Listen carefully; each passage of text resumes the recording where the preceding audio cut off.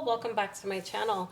In today's video, we are doing a collaboration with Ninja Orchids, Todd's Tropicals, and Orchidea, and we're doing a care collaboration today on the Brassavola Digbyana, also known as the Rhyncholaelia Digbyana. So we all grow this orchid a little bit differently, so I encourage you guys to check out their videos, linked down below in the description. And if you guys are interested in doing a care collaboration, reach out to any of us, especially if you have this orchid. We can do some follow-ups and include you in the follow-up videos. So anyhow, with that said, let's dig right into the care of this orchid. So just to give you a little bit of background, I got this orchid back in September of 2020, so it's a pretty recent addition to my collection.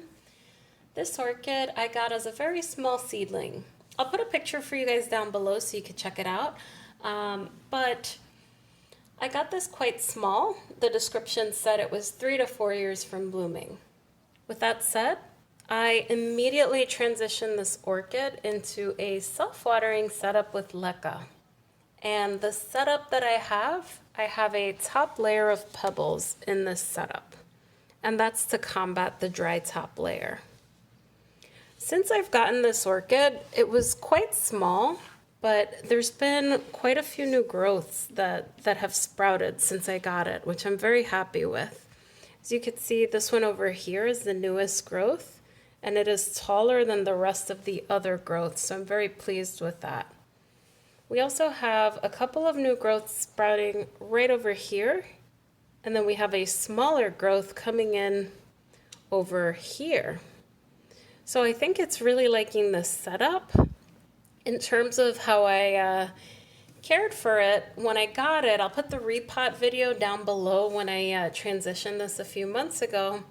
But when I got it, it was in a bark mix. So I was thinking anytime you transition an orchid into semi-hydroponics with Leca, it's an always moist system. This is a self-watering pot, so there's a water reservoir down here with a wick that brings the water up, so it's always moist. This orchid was in a was getting wet dry cycles before, so my biggest concern when I transitioned this orchid over was that it'll kill the root system that it had. And I'll say that I didn't see too much dieback, which was very surprising for me, and it immediately started pushing out new roots. Now, I don't know what it was. I think I got it when it was in active growth, which is the perfect time to repot. So if the roots died off, I just didn't notice because it threw out roots here, here, and here. And again, I got this in September, and now there are roots that are growing through the pot. Now, as you can see, this is a firm root. It's not dead. It's like hitting the water reservoir. It's very firm. It's full of algae, which is no problem, but it's doing quite well.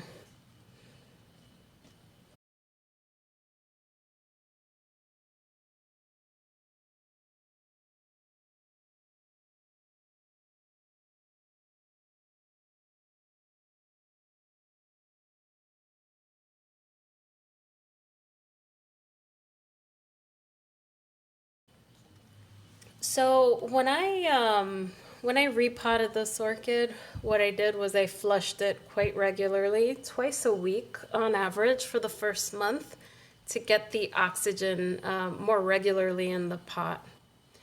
And then what I do is I typically fertilize this orchid with a mixture of MSU fertilizer, which includes calcium and magnesium in it. Since I repotted this in September, around fall and winter, I like to fertilize with a strength of 150 parts per million. So it's getting a very light feeding, and it has a water reservoir sitting in here persistently, so it's always getting nutrients. In the summer, I typically bump that up to about 300 parts per million, 200 to 300 depending on how it's growing. And I also like to, within that feeding of 300 ppm, I also will add some kelp. Sometimes I'll alternate with a little bit of extra calcium and magnesium, just a small amount. I just eyeball it, I add a few drops. And then once in a while, I'll add some Super Thrive, which is a rooting hormone. I'm finding that this orchid is doing very well in this setup. It's gonna take me a very long time for me to see blooms on it, but that's okay. I'll say that when these orchids grow, the leaves grow shut. So this started like, sort of like this. And then once it matures a little bit, it starts opening up, just like this leaf in the back here. So I don't ever force them open. I let them open up naturally, of course. In terms of the light that these get, I have them with my Cattleya orchids, so they get pretty strong lights. I have them under LED grow lights, and there are 3 strips of light per shelf. And this one sits maybe a couple of inches away from the top of the light. So it's in a very short shelf, given that this is a shorter orchid still. And the closer it is to the grow lights, the higher the intensity. So this sits about 5 to 6 inches away from those 3 LED grow lights. So the intensity is quite strong, and I also believe that's why it's contributed to so many new growths. In the winter, the LED lights are on for about 12 hours per day. I have them on a timer, so they come on at 7 in the morning and they shut off at 7 p.m. at night. And in the summer, I bump that up to 14 and 15 hours per day. So I start from 6 to 8, and sometimes I'll bump it up even further, just an hour, maybe half an hour in the morning and at night, depending on the time of year. My temperatures this time of year, which is winter, I'm recording this video on February 21st. This will go up this Friday. But my temperatures this time of year range between 60 and 80 degrees Fahrenheit. And in the summer, I have very, very humid, hot summers. I believe this is a warm grower, so this will do just fine in my setup. I find that my Cattleya and Brassavola type orchids really do well because my temperatures are very hot and humid. So I don't have any air conditioning in this room where I keep these orchids in, and it gets up to 95 degrees. It's on very, very hot days of summer. In the summer, I'd say on average it's between 80. 70 could be the low. Typically 75 degrees is the low, but it goes all the way up to 90, 95 degrees. I think the worst day that I've ever seen in the grow space on a heat wave, it was 100 degrees in the grow room. The Cattleyas and the Brassavola type orchids love it. This orchid I haven't had very long, so I don't know how it'll react to very high temperatures. But along with the high temperatures, I also get very high humidity. So although in New York City we have a dry, cold winters, we have extremely hot, humid summers, my humidity levels reach 80 to 90%. So it's absolutely miserable here in the dead heat of the summer, but that's when all of my orchids just start going crazy. So they really, really like it when it's warm, the warm growers, that is. With regards to the root system, as I showed you, it has a root coming out here. This orchid has sort of an algae problem, which is fine. It's not an issue with the orchid. It's just not very aesthetically pleasing, but that's why I keep it in a decorative container. But the algae isn't hurting anything. As you can see here, this is a frosted pot, but we've got roots that have gone down. I'm just very pleased with this because this is a firm, viable root, and it's just persistently in the water. So I know that it likes this self-watering setup. The pot is very firm, so I know everything's going down.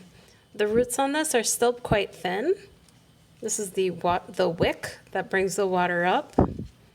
But I think this is very happy. You can't really, I need to do a better job of getting clear pots. You can't see very well, but I just can tell just because when you touch a pot, when it's full of roots, it's just much more firm. The leca doesn't move around. So I believe this is quite happy in its setup.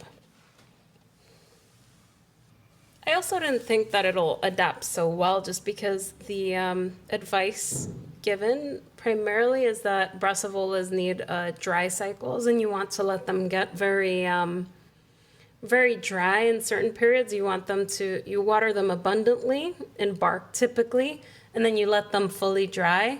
But I'm having no issues. As you saw, that root is hitting that water reservoir persistently, and it's not dying. And that root has been there for about a month. So I think it likes this setup.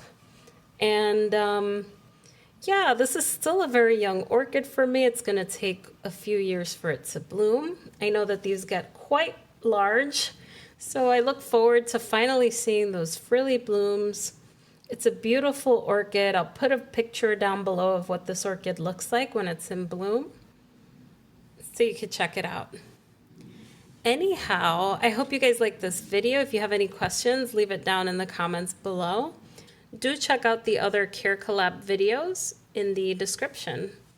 If you guys like this video, give it a thumbs up and subscribe to my channel for more regular orchid updates. Thanks so much for watching, guys. Bye.